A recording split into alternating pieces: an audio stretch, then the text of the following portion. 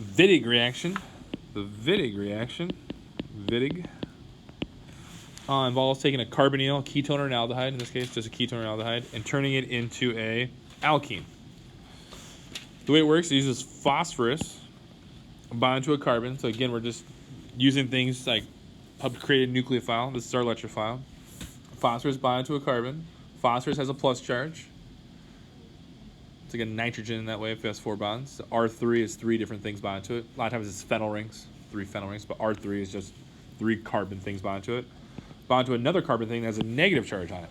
So as our nucleophile, bond is nucleophilic, or this carbon's electron rich. It's going to be pretty reactive because we have an electron donating group here. You can see there's an electron donating group, both the oxygen and the methyl, lone pair, electron donating, hyperconjugation. Right, negative charge versus electron, that's going to be pretty reactive. Electron donating groups, a Wittig reagent. Electron donating groups always give you what kind of alkenes? Z, gives you Z alkenes, so some things to think about. This is electron donating group, I'm thinking Z alkene.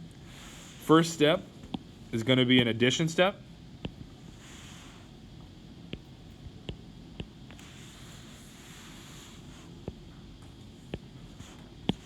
We're going to make, at this point,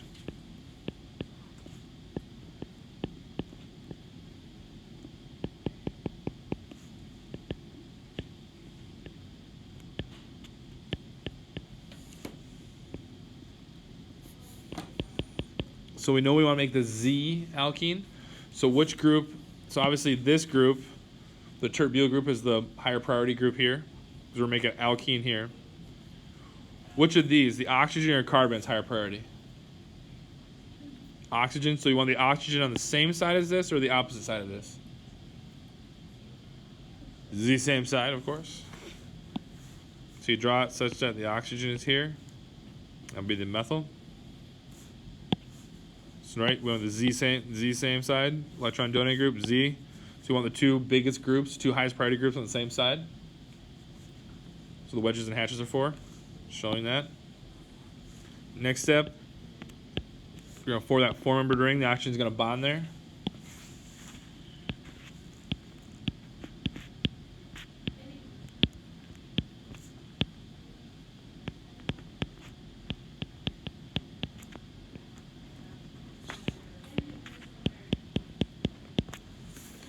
There you go. You got your 4-membered ring. That's going to need to break down. We know. So like one of the hard things here is like, well, what arrows do I do?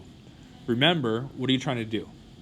Right. You're going to break this oxygen needs to come off and ends up being bonded to phosphorus, and we need to form a pi bond, a sigma and a pi bond between this carbon and that carbon. So we already got the sigma bond. Now we need a pi bond here and a pi bond here. So it doesn't matter which way we go. Right, as long as we break the 2 bonds that we need to break. So it breaks down. We form 2 new pi bonds. We break 2 sigma bonds, make new pi bonds. And that gives us our product. And because, right, the wedges, wherever the wedge is on the same side always for the alkene. And we knew we wanted to make the Z alkene. And I think we have. We've also made triphenyl oxide if it's R3. Well, if it has triphenyl phosphine oxide if R's were phenols. So the oxygen on the phosphorus.